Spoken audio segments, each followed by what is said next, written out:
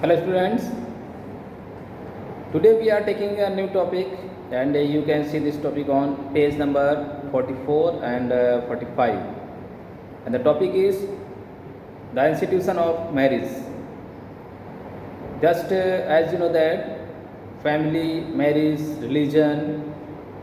these are the some famous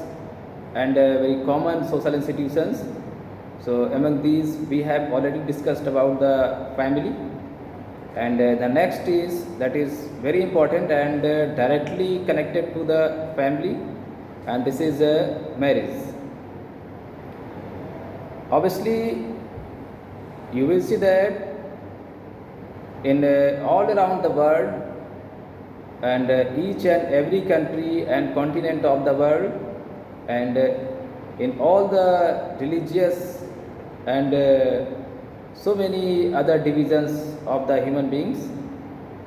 on the basis of different categories, marriage is a common factor, and this practice and this social institution is found in each and every society of the world. दुनिया के जितने भी जातियां हैं, धर्म हैं और जितने भी प्रकार के समाज हैं,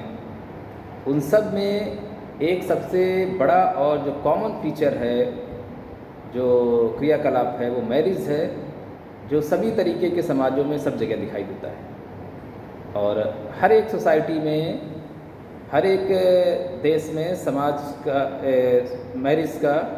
अपना थोड़ा थोड़ा सा अलग पैटर्न होता है, और मैरिजेस के जो तरीके हैं, उसकी फंक्शनिंग है, और उसमें जो रिचुअल्स हैं, कस्टम्स हैं, और मैरिज आफ्टर मैरिज जो किनशिप बनते हैं, जो रिलेशंस बनते हैं, नातेदारी रिश्तेदारियाँ जो डेवलप होती हैं, इस्टेब्लिश होती हैं मैरिज के बाद, इसका थोड़ा सा डिफरेंस आपको पूरे वर्ल्ड में दिखेगा, हर जगह दिखेगा। लेकिन मैरिज को कोई भी सोसाइटी टोटली इग्नोर नहीं कर सकती। हाँ, एक ऐसे समाज के बारे में, ऐसे समुदाय के बारे में ज़रूर सुना जाता है दुनिया भर में, जो साधु समुदाय होते हैं, जो प्रीस्ट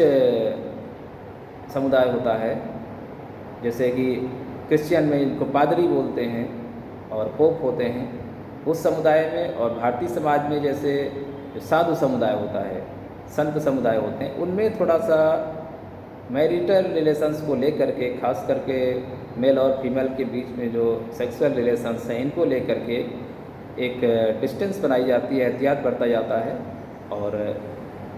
इस जो एक्सट्रीमिस्ट रिलीजियस बिलीव्स हैं और एक्सट्रीमिस्ट रिलीजियस प्रैक्टिसेस हैं, जो फीलिंग्स हैं, अध्यात्म की जो आत्मानुभूति की चरम अवस्थाएं होती हैं, और आध्यात्मिक स्तर पर जो लोग आगे बढ़ना चाहते हैं, उनके लिए भारतीय साधु संत समुदाय, और चाहे क्रिश्चियन हो या इस्लामिक ले लीजिए, उनमें जो पुजारी, पादरी और धर्मगुरु होते हैं, वो थोड़ा सा विवाहित जो जीवन है उसको इतना उच्च नहीं मानते हैं। ये मानते हैं कि विवाहित जीवन या स्त्री पुरुष के बीच जो सेक्सुअल रिलेशन है, ये अध्यात्म में एक बाधा की तरह है, व्यवधान की तरह है। इसके अलावा दुनिया का कोई भी देश हो, कोई भी समाज हो, उस सब में मैरिज का प्रोविज़न है और मैरिजेस होती हैं। And many sociologist and philosopher has also defined that marriage is the institutionalisation of sex. उन्होंने ये स्पष्ट किया हुआ है कि विवाह जो है, ये जो सेक्सुअल रिलेशन है, उसका एक तरीके का संस्थानीकरण है, उसको संस्थागत कर दिया गया है। आपने देखा होगा कि जैसे एनिमल्स हैं, बर्ड्स हैं, उसमें बहुत सारे ऐसे बर्ड्स और एनिमल्स हैं जहाँ पर जो ये रिप्रोडक्शन और सेक्सुअलिटी का जो सिस्टम है, वो मैरिज या पेयर के अकॉर्डिंग डिफाइंड नहीं होता है। कुछ जानवर तो नर मादा के रूप में पेयर बना करके, जोड़ा बना करके रहते हैं, पति पत्नी के रूप में, तो वो जीवन भर साथ में रहते हैं, और उन्हीं दोनों के बीच में ही केवल पति पत्नी या नर मादा जो आपस में एक दूसरे से जुड़े हुए हैं सेक्सुअली, उन्हीं के बीच सेक्सुअल रिलेशन बनते हैं। अदरवाइज़ वो दूसरे नर या मादा के साथ में संबंध स्थापित नहीं करते हैं। लेकिन तमाम पशु पक्षी ऐसे भी हैं जिनमें कि इसका कोई ऑर्डर नहीं है, ये फिक्स नहीं होता है कि कौन नर मादा किसके साथ में शारीरिक संबंध स्थापित करेंगे, और उसके बाद में वो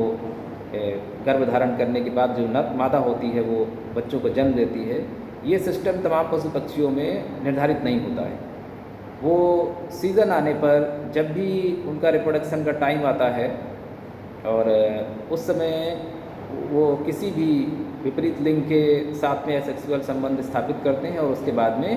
गर्भ धारण करके मादाएं बच्चों को जन्म देती हैं। लेकिन जो मनुष्य है, ह्यूमन बींग्स हैं, यहाँ पर एक सिस्टमैटिक वे में एक पर्टिकुलर पर्सन के साथ में ही जो स्त्री या पुरुष हैं, जब वो यंग एज में होते हैं तो एक निश्चित विपरीत लिंग के स्त्री या पुरुष के साथ में ही उनके रिश्ते बनाए जाते हैं, जिसको विवाह कहा जाता है। और उसके बाद ही वो आपस में एक दूसरे के साथ शारीरिक संबंध स्थापित करते हैं और फिर वो आगे चल कर के जो मादा होती है, जो स्त्री है, वो बच्चों को जन्म दे सकती है। इसके विपरीत अगर कहीं संबंध बनते हैं तो सामाजिक तौर पर और जो लोक व्यवहार की नीति है उसके आधार पर इसको सही नहीं माना जाता है। इसको नैतिक स्तर पर या नैतिक दृष्टि से, धार्मिक दृष्टि से, व्यवहारिक दृष्टि से, सामाजिक दृष्टि से गलत माना जाता है। अर्थात विवाह के पश्चात शारीरिक संबंध और सेक्सुअल रिलेशन ही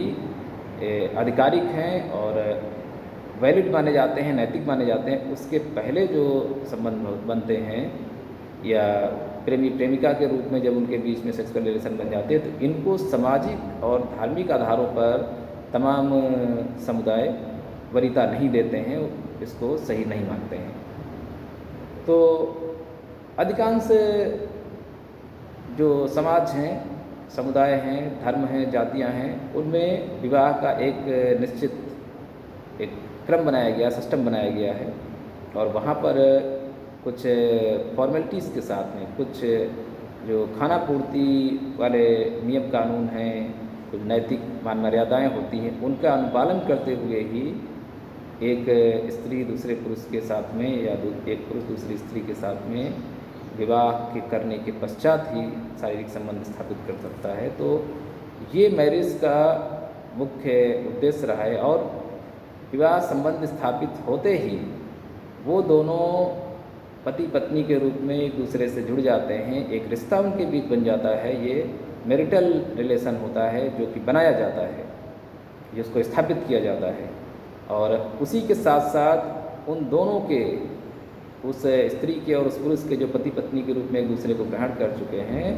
उन दोनों परिवारों के अन्य सदस्य भी एक दूसरे के साथ में किसी न किसी रिश्ते के रूप में जुड़ जाते हैं। जैसे आपने देखा कि जो लड़की है वो विवाह करके जो अपने पति के घर जाती है तो उसके पति के जो पिता होते हैं उनको ससुर कहा जाता है, माता को उसकी सास कहा जाता है, अगर उसका पति का कोई भाई है तो उसको देवर कहते हैं। और इस तरीके से भारतीय समाज में तो दूर दूर तक तमाम ऐसे रिश्तों के नाम हम लोग सुनते हैं जो कभी कभी सरप्राइजिंग भी होता है कि पहली बार ऐसा लगता है सुना हुआ है। तो रिश्तेदारी इस्टेब्लिश करने का और आपस में एक दूसरे के साथ में नए रिलेशंस फॉर्म करने का ये दूसरा पैटर्न है, दूसरा सिस्टम है मैरिज। अन्यथा जो बर्थ के बाद, जन्म के आधार पर जो रिश्ते बन जाते हैं, उसके अलावा लोगों के रिश्ते जो होते हैं वो मैरिज के बाद ही नए तरीके से रिन्यू होते हैं और बनते हैं। तो ये सिस्टम पूरी दुनिया भर में चल रहा है। इस पर अब मैरिजेस के कितने फॉर्म्स हैं दुनिया भर में, या खास करके हम लोग इंडियन सोशियोलॉजी पढ़ रहे हैं तो इंडिया में मैरिज के कितने कौन कौन से फॉर्म्स हैं, इस पर हम लोग डिस्कशन नेक्स्ट वीडियो में, नेक्स्ट उसमें करेंगे टॉपिक में।